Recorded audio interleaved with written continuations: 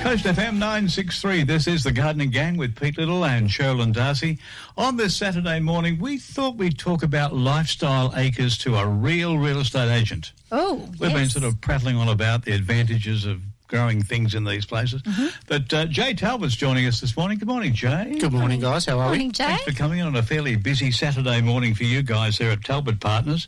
Now, we've heard that, generally real estate prices have gone up, 14% around the coast, 15%? Am I overdoing it there in the last 12 months or so? It depends on the suburb, Pete. As a rule, across the coast, where the reports from organisations like CoreLogic, as an example, sitting just over 12% at the moment. Okay, now, you specialise in these lifestyle acreages, the old hobby farms. Is it translating at the same proportion in that particular category? I'd have to say, anecdotally, yeah, based on our experience, we've seen some wonderful sales recently. And in doing so, is that just because you guys are fantastic marketers, or... Absolutely, Pete. Absolutely the best. I'm sure it might translate to other agents as well with their properties, wherever they might be, whether it might be in the Holgate Valley or up at Duralong. Where do you guys specialise in your lifestyle acreages? Exactly. It's about property type for us, not so much geography. So we focus on the lifestyle category regardless, and that's what we specialise in. So it's true that COVID has created an opportunity for lots of people wanting to get out of Sydney, and the coast is just, that connectivity that other areas don't. So what sort of size are we looking at when it's classified as a lifestyle acreage? What's the range and what's the average for the Central Coast? Technically, anything less than 50 acres is what you could classify as lifestyle acres. Okay. Anything over that is they classify rural. Rural property. Yeah. And over and above being licensed agents, we're also licensed stock and station agents. So we've got the credentials to sell the larger acreages as well. Can I just jump in there and ask the question, why do these guys in real estate still refer to acres? I mean, this went out years ago. Yeah. We're talking hectares now. What's a hectare, Pete? Hectares about half an acre. I also want to know, where did the term lifestyle acreage even come from? Because in my day, it was hobby farm. My parents actually did that whole thing in the 70s where they left the inner west of Sydney and moved to the central west and got a 25 acre, which it probably was back then, and it was called a hobby farm. So where did this new term come from as well? Yeah, it's interesting. I don't know the origin of it, to be honest, but it is certainly something that has happened in recent history. I think maybe more from a marketing perspective, people trying to describe the properties as more boutique, I guess, than prime agricultural type land. So I guess like the predicament that most real estate people have got, it's not so much difficult to find buyers, it's to find sellers. Is it as hard as I'm imagining to get properties to sell? Look, at the moment, the market's quite tight on stock and has been for a while. And it's not just lifestyle acreage, it's anything pretty much. What we need to understand is a lot of the acreage type properties, the sales cycle is longer. Okay, in a residential environment, you might see something sell, say, every 5 years. Right. We're selling some properties and they've been held by the same family for 50 years. That's it. And there's not a lot of them. It's really about trying to make sure that you're talking to people all the time, basically. And I imagine your market is the Sydney buyers on that? Yeah, look, predominantly. We've seen a few buyers come down from the Upper Hunter. I'm talking to one gentleman at the moment that's got 11,000 acres and he's looking to downsize and wants to get closer to Sydney. But the vast majority are coming from Sydney. And we're a gardening show, so I'm curious to know, do you have people that garden and are into that and going, I want a bigger garden? You better believe it. Yeah. Absolutely. I thought that might have been it. Look, particularly with all of the things that are happening, in our society at the moment, there's a real desire for people, we're not talking about commercial harvesting here, but to be actually able to have more land where they can grow their own fruit and veggies and stuff. And maybe tap into the really growing farmers market that goes on around here. That is growing. We've got the Rico Ring. We've got a lot of opportunities for people to not so much maybe make a big business for themselves, but actually sell some of their surplus, swap their surplus as well. So, and I'm hearing a lot of people are coming from these lifestyle acreage areas and joining in these things as well. So yeah, absolutely. Yeah, and you look at things like Mangrove Mountain markets. There are markets all over the coast on a regular basis, and they're a great avenue for people to be able to, share their produce. So, Jay, thank you for coming by this morning. I know in the real estate business, Saturday morning's a crazy day. Crazy day. Jay Talbot joined us today from Talbot Partners. Thank you, buddy. Thanks again. The Gardening Gang with Pete Little and Sherilyn Darcy here at Coast FM. Thanks to Alan Graham's Caravans and Doormaster Security Doors. And we're talking on the topic of bigger gardens or small farms. What's it all about? And I've got a question for you, Yes. Carolyn. What is the sort of things you can grow on these larger farms? No, hang on. Larger gardens. Larger gardens, Small farms. Yeah. Would they be legal in every sense, or is there... I mean, obviously you can't go and grow the wacky weed or No. tobacco because that's restricted. yeah, that's a restricted product. But what about things like herbs or plants of palms or things like that? Are they restricted in any way? Yeah, mate? well, it's pretty much the same as your local home garden, to be quite honest. But there are a few additional ones as well. To start with, of course, you can't go planting noxious weeds, and that may seem like a duh sort of thing, but there are a lot of houseplants at the moment that are really, really popular. And people want to get into that business, and they might think, oh, I'm going to plant, 500 of whatever it is that's from some sort of country, South American country, and it's a noxious weed here. Can't do that. Might be okay, one or two that's not propagated, but you can't do that. So look into that. But the big thing comes down to the water laws of our country. So you have to make sure that whatever you're doing on your property, that you have access to water, and you're not, if there's a stream going past, you can't go, well, I'm going to put all these tropical plants in and I'm just going to use all the water from the stream and the river and block it up. And block it up, exactly. So there's different things you have to, you do have to have licenses and approvals, and you can look into your local council's first port of call as well to find out where you need to go after that.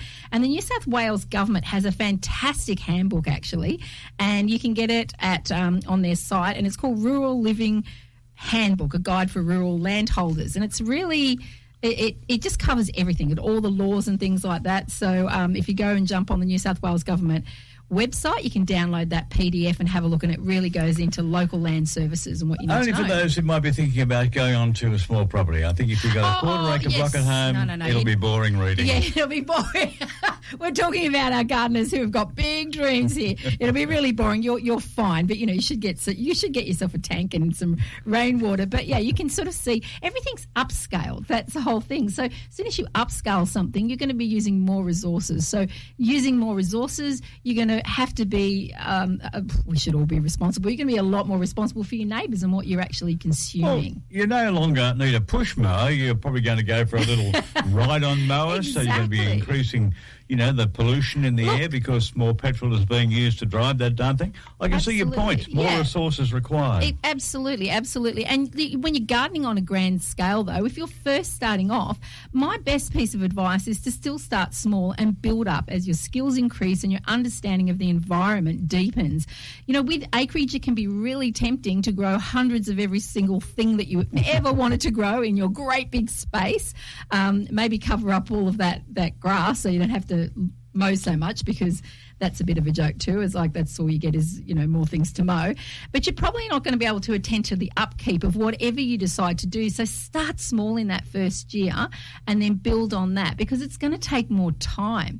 If you didn't have enough time to look after your little roses and herb patch in the inner west of Sydney, you're gonna struggle if you're up at Jillaby somewhere with 5 acres. Let me tell you. So the other things you have to understand with the scaling is also you're going to have bigger pest and disease controls problems. You're going to have it's going to cost more money to fertilise the land, and of course the water, of course, is another thing as well. And as you said, electricity and all those things. Maybe rabbits might take over. Who knows? Yeah, that's it. Rabbits and kangaroos might come in and munch all of your herbs as well. Your good herbs, you're not your naughty herbs. Yeah, it's all possible. Yeah, but look, the good news is in these bigger areas, as Jay was just saying, when you have this bigger property, you can grow more things, and there is a demand for market garden produce, a big demand on the Central Coast. It's booming, and it's missing in a lot of areas as well, believe it or not. There's not enough of this produce around. So starting small, and when I say start small, start with sort of 6 crops, some things that are easy to grow. Have a look at what's growing around the place and jump into that as well. Yes.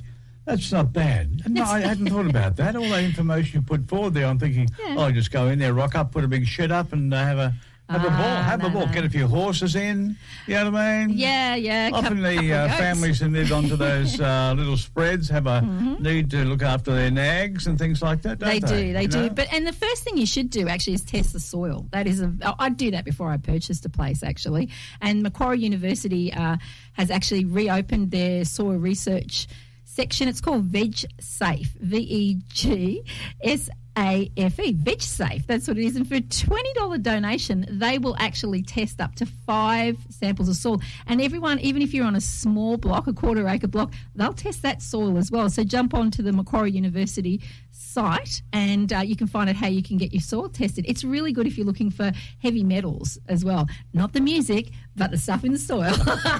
You don't want to find any either. But I'd be doing that for any property that you're buying before you're thinking of growing things as well. Good idea. Gardening Gang right here at Coast FM. Today on the Gardening Gang we're talking bigger garden or smaller farms. What are they? I have Claire on the line, Pete, and she actually lives on a lifestyle property. Am I hearing sheep, Claire?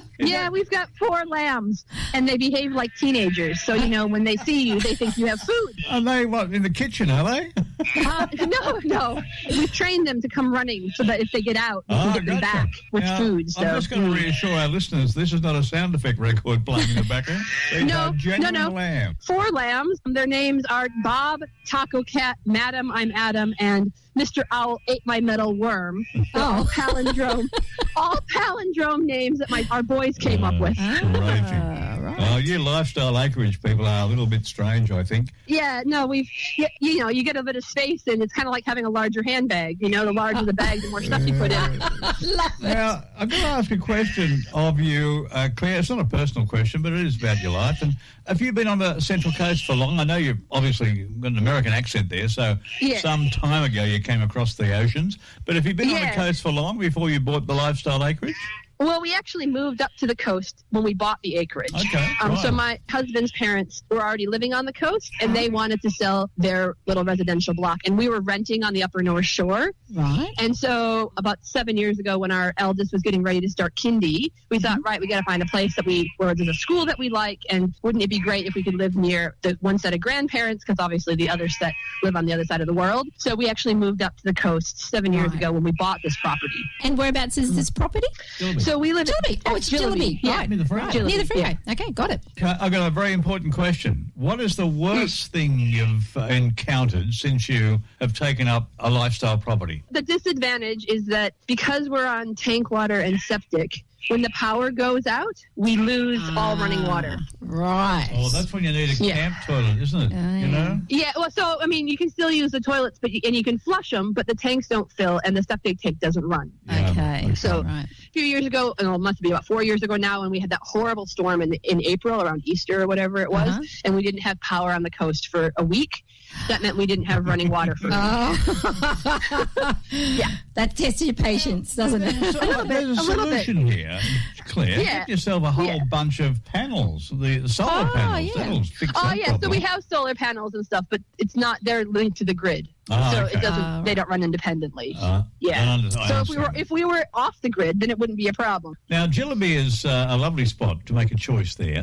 Did you have other places you looked at around the coast, or was Gillibee your first and only choice? No, actually, we thought Gillibee was a long way away. At the time, my husband was still working in Sydney, and so we were sort of looking, sort of the Arimba area, that part of the coast and sort of lifestyle properties there. But we also wanted a place that had a cottage for my in-laws to live as well, and those at that time were kind of hard to come by. So we sort of looked further and further up the coast. And what's nice about where we ended up buying is that, we're 12 minutes to Tugra, I'm 10 minutes to Wyong, and I'm right next to the freeway. Oh, no, that's a big location.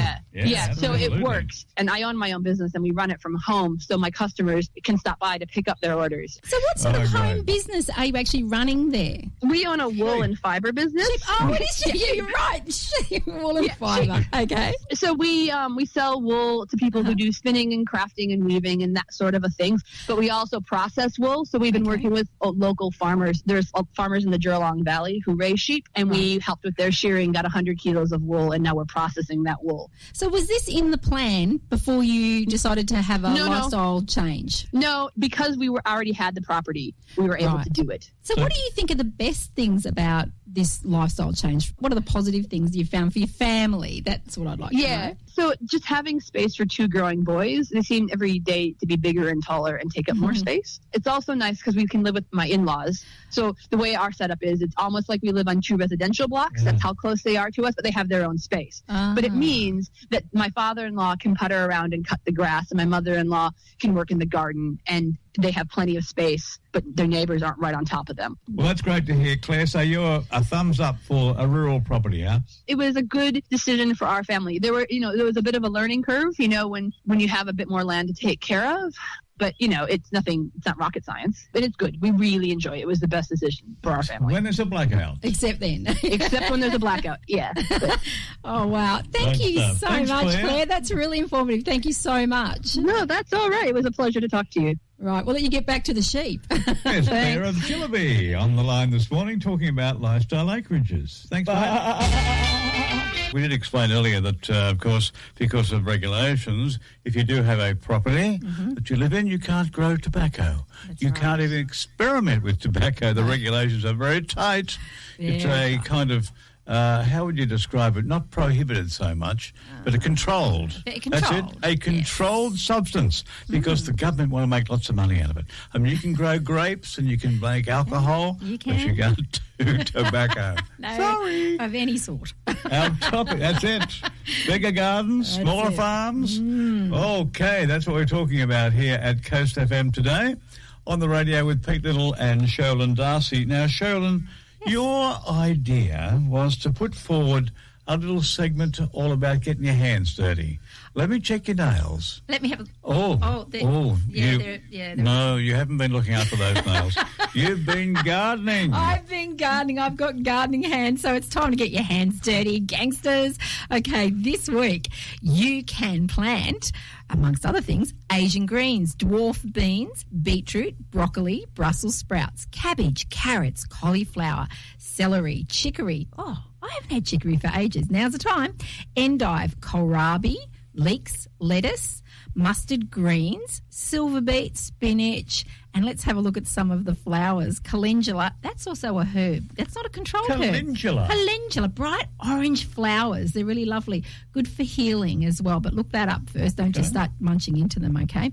Candy tuft, Canterbury bells, cornflower time. I love the cornflowers. They can go in. Everlasting daisies of any type, including our beautiful Australian natives. Foxgloves, grevillea. We know Vicky at Narara Valley has got tons of grevillea. Hollyhock, larkspur.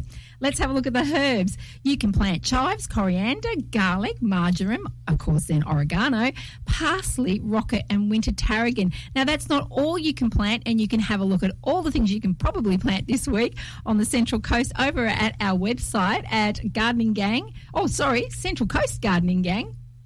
No, it's coastfmgardeninggang.com.au. Get it right, Sherlyn. Back to the garden for me. Now, we wouldn't be affected.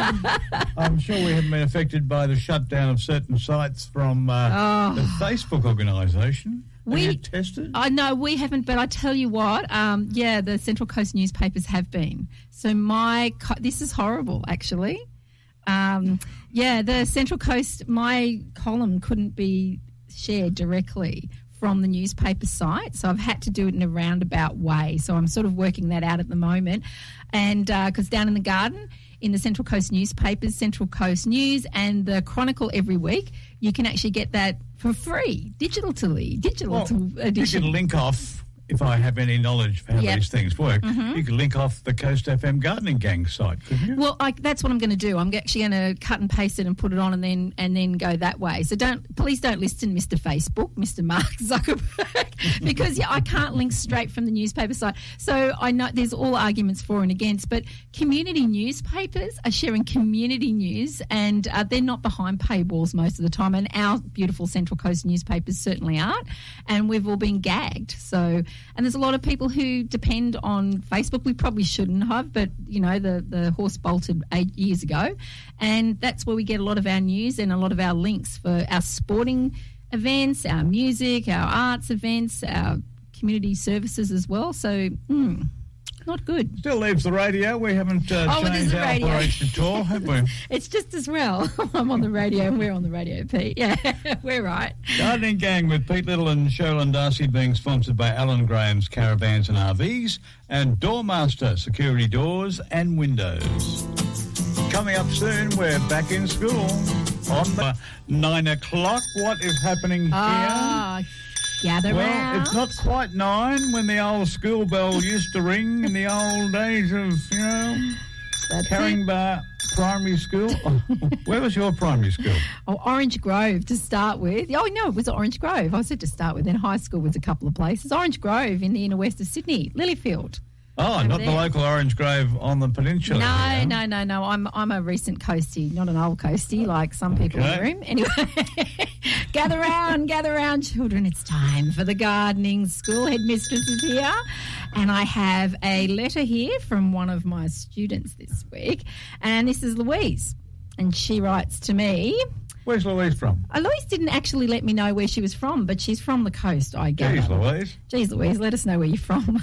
That's it. And she says, following on from your conversations in your columns and on the radio, I'm sure, would you please give me some advice on the best way to strike a wonga wonga vine? Pandaria pandarana. Oh, yes, thank you for the Latin. That's it. That's the Valderana, isn't it? Wonga wonga vine. Do you like myself a nice wonga? She continues, I took 6 cuttings around 6 weeks ago and they are in water but look the same to me as they did when I started. Thank you. Right. That's not very good, Louise. That's going to Very be poor performance. That's poor performance. That's a C-. Sorry. But Louise, that's okay. You've got a lovely headmistress here and I'm about to let you know how you can do better next time. So Louise, seriously, Louise, a lot of things can be propagated in water, including sometimes wonga wonga vine, but I've had a lot better luck with most Australian natives if you use a soil propagation method. Take cuttings from your wonga wonga vine at any time of the year except in winter, okay? They need to be about 6 to 8 centimetres in length, and you take them from semi-hardwood, that's young growth, that's just beginning to harden. So... Goodness. Always young when they're hardening well. Yes, they're always like that. Anyway, so how do you know? Bend the vine, bend the cutting, and if it bends to about 60%, you're on the right track. And don't take the cutting from any part of the plant when it's flowering, okay? So wait. Roots will grow from the nodes, so cut the ends just below a node. A node is just looks like a little thickening sort of roundish growth on the side of it, and cut at an angle for maximum bark layer reveal and remove all the lower leaves. Now, you can dip the bottom into some hormone rooting mix or honey. I find that that's really good, and then plant them into a seed cutting raising mix or cutting sand and keep it moist. That's the whole thing. If wonga vine dries out, even though you've had it in water, if the upper part dries out, it can fail to strike as well. Now, they do take a while to show roots, about 4 to 6 weeks, but I've taken up to 8 weeks. Good luck, Louise, and I hope to see at least an A- next time.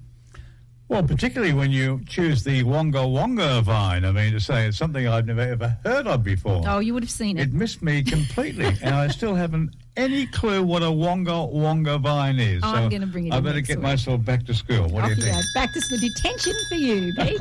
Out. Coast FM 963, Pete Little and Sherilyn Darcy here with the Gardening Gang at home this morning.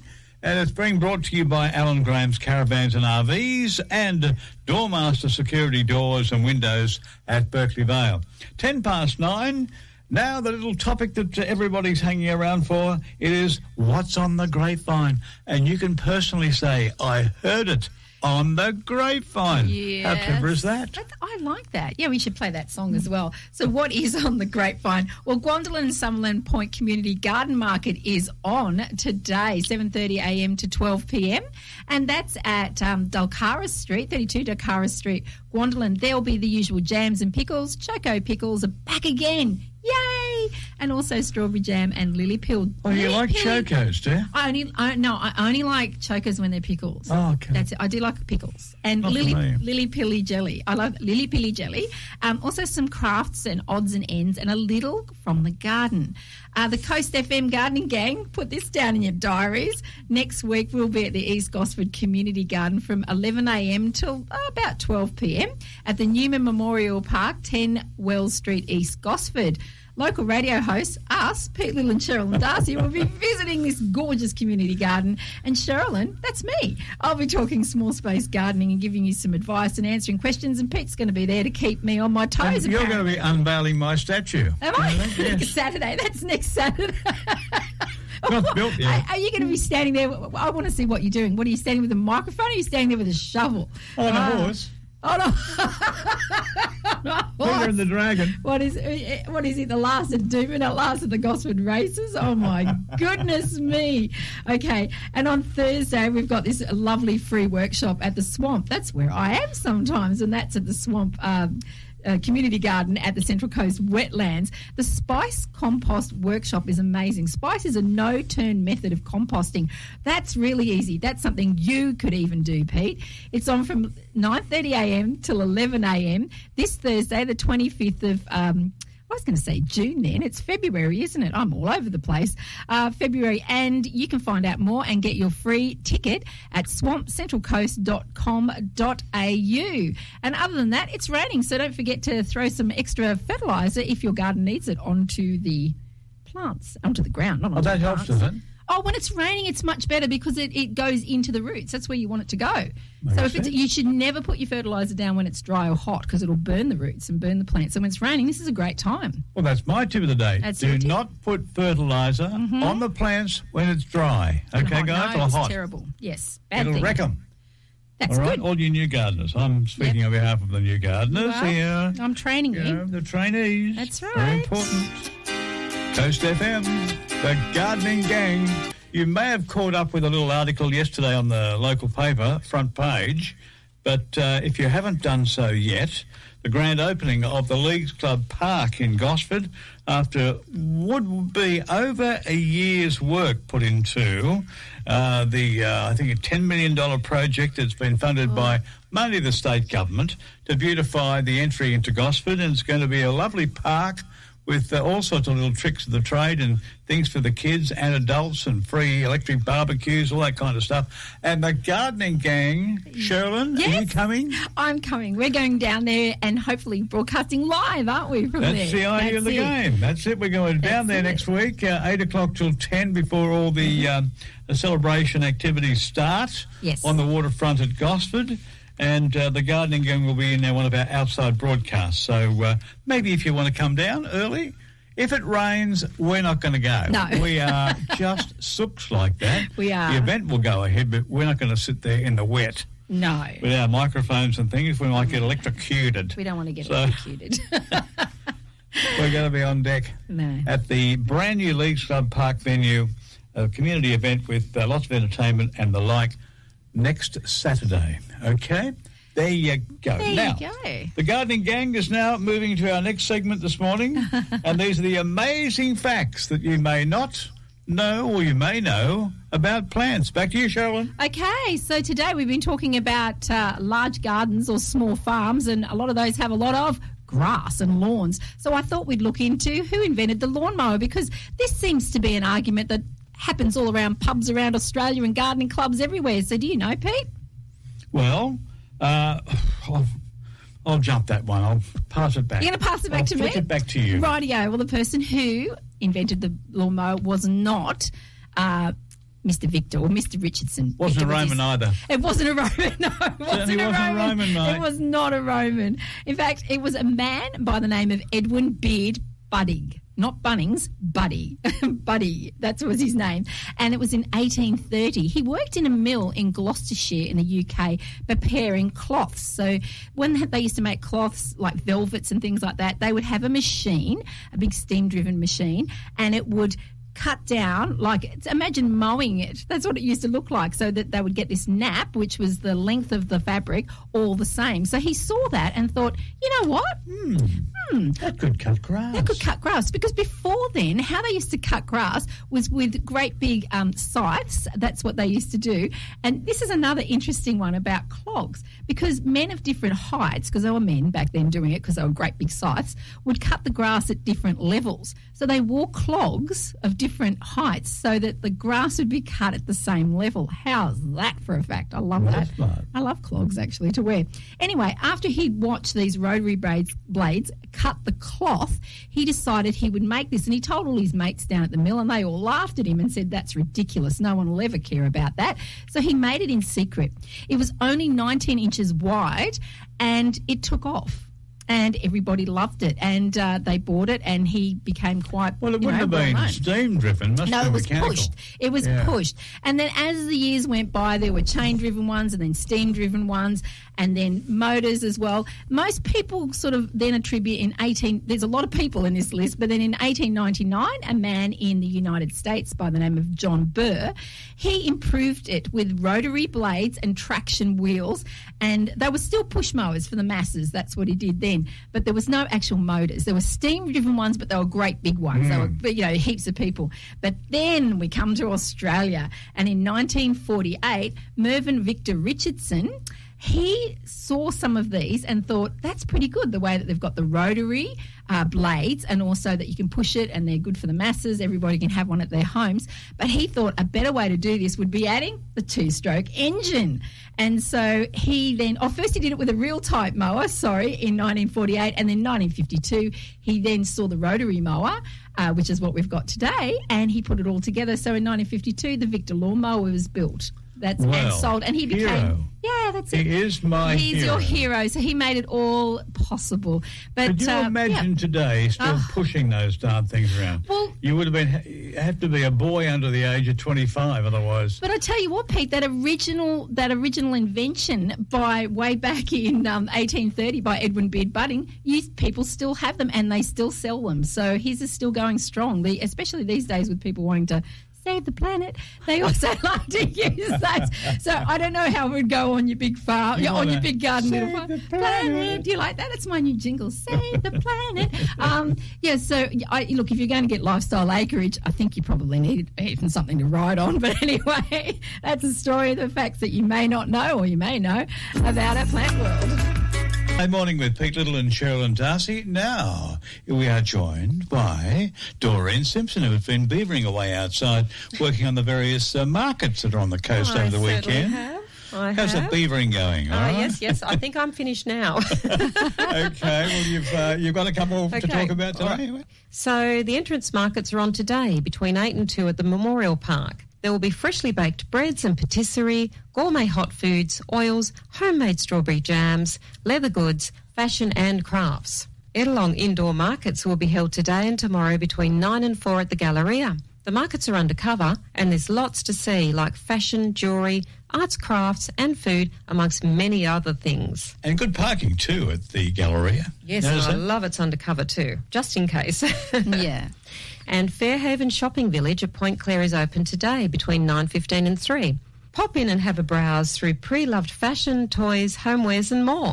Proceeds from the stalls go to people who live with a disability on the Central Coast. The centre also has a cafe on site which opens for breakfast and lunch with cosy seating indoors or outside in the garden. Now for Sunday, Gosford City Farmers Market is being held tomorrow at the Gosford Showground between 7 and 12. Check out the fresh fruit and veggies, cheeses, olives, bakery and deli items. There are also international foods, coffee, tea and much more. Oh, that sounds very attractive. I particularly like their olives. I like the cheeses. Yes. Oh, the cheeses are yummy down there. Yep. Oh, yeah, and the sourdough. Okay.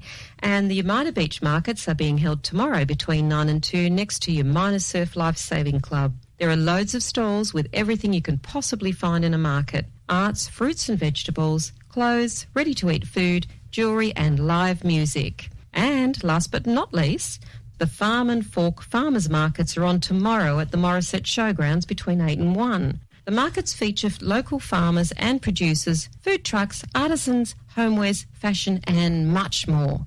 You say that very easily, that farm and fork. It's a tongue twister. I really had to practice that one. You did well. Okay, good. thanks, Diane. Have a great weekend. Thanks, Doreen. Coast FM, this is our gardening gang with Pete Little and Cheryl Darcy, heard every Saturday morning between 8 and 10 here at Coast FM 963. Now, good morning to our very good friend at the Narara Valley Nursery. Friend or foe? Let's give her a go. It's time to talk to Vicky. Yay, what's up, What's Vicky? got? Hello, guys. How are you? We're feeling pretty good today. We're feeling... That's good. We weren't out in the booze last night No. like you were. Thanks for dobbing me into everybody. Oh, that's all right. That's what we do, gangster. Well, you redeem yourself. What is hot in the garden? So, holy mulberry, I'm going to go with the fruit trees today, growing your own fruit. Oh, yum. And what Nice fruit? idea. What fruit? We have Oh, a mulberry. good range of fruit here. So we've got persimmons, guavas, you can grow your own Oh. tea. We've got the fig trees, avocados, and Pete, you're going to love this one. We have a tray of bisexual pawpaws. So click on the Barry White. Just my luck. Oh, love it. We don't know what goes on here after the gates close, but yeah. Bisexual pawpaws. Free for all. Yep, I'll have one. Put one aside for me for Pete. Thank you. Naughty little plant. Right, okay. Are you feeding them? Every pawpaw has got a sort of, they swing both ways, do they? Yeah. Well, these ones apparently do, yeah. So Yeah, not all do. These ones are special. These ones are... Now, I can't debate you, because, Sherlyn knows all this sort of stuff. I do, I know maybe all you of that. and I are just a bit sort of quasi-knowledgeable, but you've certainly got more knowledge than me. So, I'll believe you as well. So sometimes you need to plant two fruit trees with each other so that they can cross-pollinate. These pawpaws, you only need the one tree. They can pollinate themselves and produce fruit. So that's why they're bisexual. That's why you need one. See, I didn't say, when she said bisexual, I didn't say I'll have two. I said I'll have one. Okay, well, that's hot in the garden today. And it sounds, I'm sweating here. And, Vicky, what about what's not so hot as that? So what's not so hot is something that I'm passionate about is the overuse of chemicals in the garden.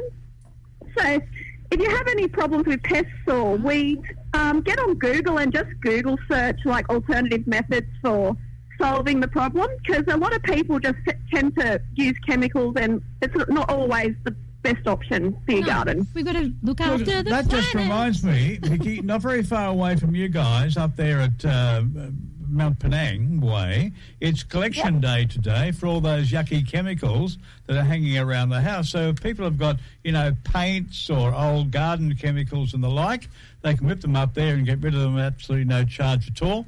And that's at the back of Kangaroo Road. They drive in there where the BMW place is, follow the signs, and they can deposit all their paints and leftover chemicals from their previous gardening exploits before they turned all green. How about that? Yep, that's excellent. So That's go and great. do that if you've got chemicals you need to get rid of. Today's the day, this end of the coast. Next week, it's the northern end of the coast. I think it's charming. It is. It's the Northerners. It's our turn. I think there's one at Baddo Bay as well I saw on the way Ah. here. So Morrison Street or Morris Street, I don't know. I just Oh, near the didn't pay shops. attention. Yeah. Big shopping centre. Yeah. That's it. Okay, well, that's fantastic. What's hot, Vicky. what's in the garden, heard every week here at Coast FM, thanks to Vicky at the Narara Valley Nursery. Big kiss for you, Vic. Have a Yep, good day. Yep. Get Thank better. you. You Bye. too. Bye-bye. Bye. Here we are, Coast FM with the gardening gang. They're coming from Coast FM. The weekend's here at home with the gardening gang, Pete Little and Sherlyn Darcy. Now on the line. You normally hear her in the studio, but I think he might be having a especially busy day today, Sherlyn. I think so. Referring to our very good friend, Lachlan McDonald from McDonald Partners. Good morning, Lockie. Morning, Lachlan. Morning, guys. Yes, very busy at the moment, so it's quite crazy out there. Okay. Now, I'm sure you're not heading off for the races. You're probably working hard. And the question I've got for you today, my friend, is it worth... we all know, of course, that the market is extremely busy at the moment and very buoyant. Is it worth it spending money on improvements like maybe a redo of the kitchen, things selling without having to go to that expense? It's a question we often get asked, and properties are definitely selling regardless. If you're looking looking at a property that needs a significant amount of work to bring it up to scratch, then you know what? It's probably best to market that property as a renovator special. That type of property attracts a significant amount of interest from people who want to stamp their own mark on the property. They want to do their own thing. But if it's a property that is, let's say it's a slightly newer home, but it could do with a couple of updates here or there, you're definitely going to get your best price by making sure that everything is in perfect condition, all the maintenance is up to scratch. I seem to sort of see these TV shows and they say, we'll do the kitchen, we'll do the bathroom, that'll make a big difference to the value of the price. They are definitely. And I think one of the things that people go wrong, though, is only doing partial renovations. So if you, let's say, renovate a bathroom, but there's one other bathroom that's not renovated and the kitchen's not renovated, you won't get your money back for that bathroom. Very rare, because people will still consider it an unrenovated house. So it's really an all or nothing thing. So that's why I said if you don't have the time, the funds, or the desire to go through and completely renovate, you're better to leave it as a renovator type property and attract that interest from young couples who might be in the trade, builders, people who are looking for a project. Whereas if you half renovate the house, those people won't be interested in it, but nor will people who want a completely renovated house. So it's all or nothing. Right. So you'd be looking at obviously painting it then if you're up to that sort of standard. Like if the house looks pretty good but hasn't been painted for a few years, invest in that? Oh, definitely. Coat of paint, mate? Definitely. Coat of paint? Yeah, fresh Couple coat of of bucks. paint, carpet, stuff like that. Garden? Freshening up what's there. Garden is huge, of course. Oh, gentlemen, yes, definitely. yes. Get the garden looking lots nice. of attention to the garden.